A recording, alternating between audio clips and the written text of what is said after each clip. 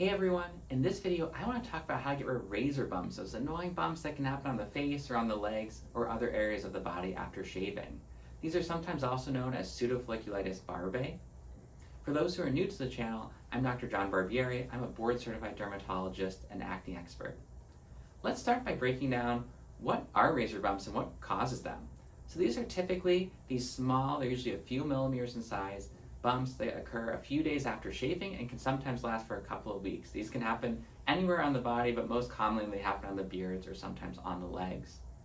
They are usually skin colored, but sometimes these bumps can be red or brown as well. With respect to why razor bumps happen, it's fundamentally about the hairs getting trapped under the skin, which leads to inflammation and the development of these bumps. This can happen in two ways. The first is when the hair is shaved, it can get a sharp point to it, and even though it's actually sticking out of the skin initially, it bends back and that sharp point allows it to go into the skin again. This is called extrafollicular penetration. The other main way that these razor bumps occur is that when the hair is cut, it's pulled out a little bit and then retracts back under the skin, and then it can get stuck up under there. That's called intrafollicular penetration. So these two ways where the hair comes out, it's got a sharp edge and goes back in, or where it just gets trapped under the skin and is stuck there, these are the two kind of primary inciting factors that lead to the development of razor bumps. Now, when thinking about razor bumps and pseudofolliculitis barbae, it's important to think about other potential skin conditions that could look like this. The first are infections. So you could get a bacterial folliculitis where there's bacteria on the razor on the skin that gets introduced into the hair follicle, and usually will cause more of a pus bump. It will be something that's acute. It'll just happen all of a sudden, lots of these pus bumps, in contrast to pseudofolliculitis barbae, where this is kind of going on more chronically over a longer period of time and there's less inflammation. In addition, there can be fungal infections of the skin. This is called tinea barbae, where we get dermatophytes, these yeast kinds of things that are in the skin. They're also causing infection. Again, like bacterial folliculitis, this tends to look more inflammatory than what we see with pseudofolliculitis barbae, and again, it comes on usually more acutely. It's not something that's been going on for a long time more chronically. Now finally, there's another common process that can happen after shaving, which is irritant dermatitis or razor burn. And this is where just the close shaving process irritates the skin. This can especially happen to people with more sensitive skin, and sometimes this can even lead to some kind of eczema-like bumps that occur on the skin and can be irritated or itchy or burning. These typically get better faster than the bumps that we see in pseudofolliculitis barbae. They usually recover within a couple of days instead of more like days to weeks, so that's a helpful differentiating factor.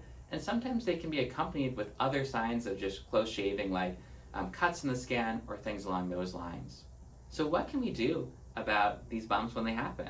Well, in the short run, we can use anti-inflammatory medications like hydrocortisone, low-strength topical steroid, or topical calcineurin inhibitors like pimecrolimus or tacrolimus if we want to try to avoid topical steroids, to reduce inflammation and help these bumps heal faster. Another strategy that's occasionally helpful for some individuals is using an anti-inflammatory topical medication like diclofenac. This can again help reduce that inflammation when those hairs do get stuck under the skin. It's not necessarily going to address the fundamental problem, but it might help reduce the symptoms from those hairs that do get stuck. When it comes to treating pseudofolliculitis barbae or these razor bumps, of course the most basic thing to do would be to shave less closely or maybe not even shave at all. If the issue is that these hairs are getting trapped under the skin from shaving, if we keep them longer, that's of course going to solve this problem.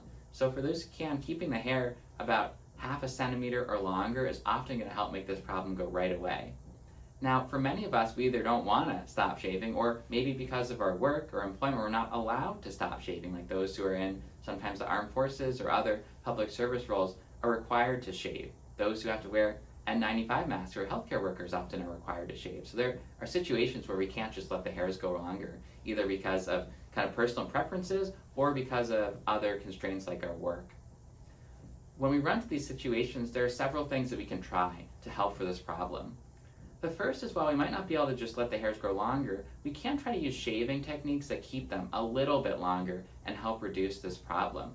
The first would be to use an electric razor rather than a blade razor. This often cuts the hairs a little bit more evenly and straightly, and often cuts them not as closely. And so that often can be helpful for those who have pseudofolliculitis barbae or these razor bumps. In addition, certain razors have a little bit of a slightly less close shave or a little bit gentler on the skin An example of this would be like the Gillette Skin Guard razor is designed for this purpose, and while they still do deliver a relatively close shave, they're maybe not as close a shave as other razors, and this again can sometimes help to treat this problem. Other strategies that can be useful are wetting the hair before shaving with warm water for 5 to 10 minutes. You could take a shower before shaving is one way to do it, or just get some warm water from the sink and kind of gently massage it into the skin and hairs.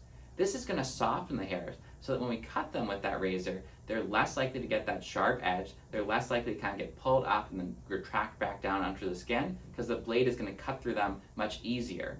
And so getting the hair moist and wet to soften it is often a very helpful strategy for reducing razor bumps. Beyond strategies like getting the hair wet to soften it, we can also do things after shaving to try to help make sure those hairs aren't getting trapped under the skin. One strategy is to just use a gentle cleanser and massage the skin kind of a circular manner to try to free up any hairs that may have gotten trapped under the skin during the shaving process or that have kind of come up and gone back in. One could do this kind of right after shaving and then again later in the day, like 12 hours later as the hairs have started to grow, to try to again get any hairs that might be trying to get stuck under the skin out and prevent them from staying stuck there and causing that inflammation.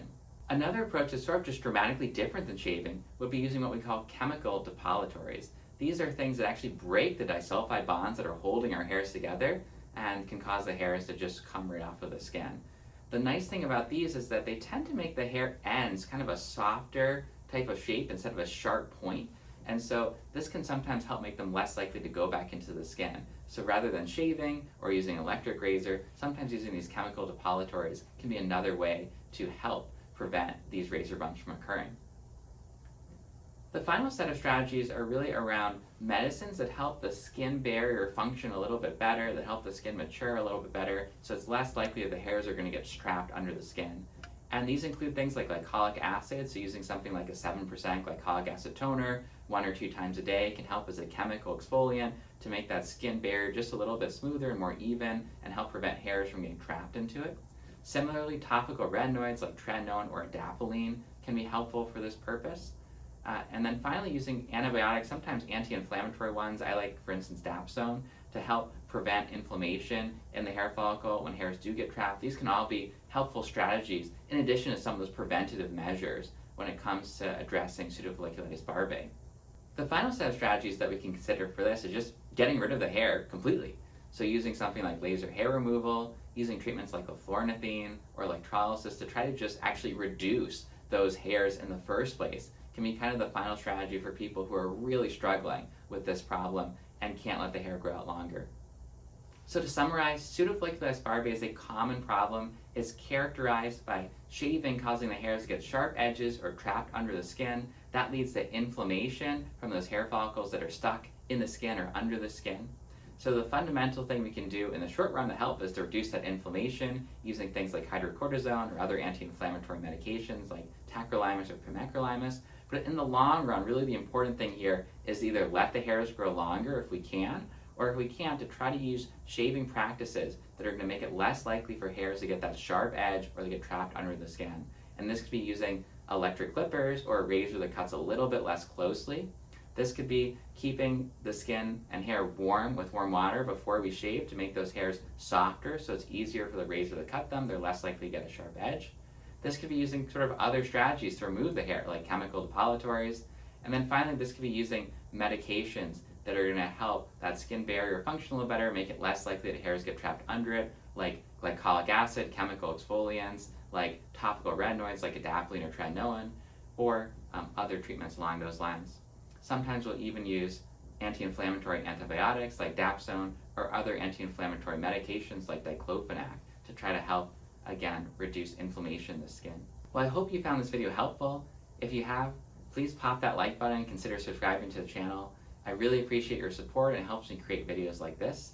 Ask me your questions about acne and pseudofolliculitis barbae in the comments below. Until next time, see ya.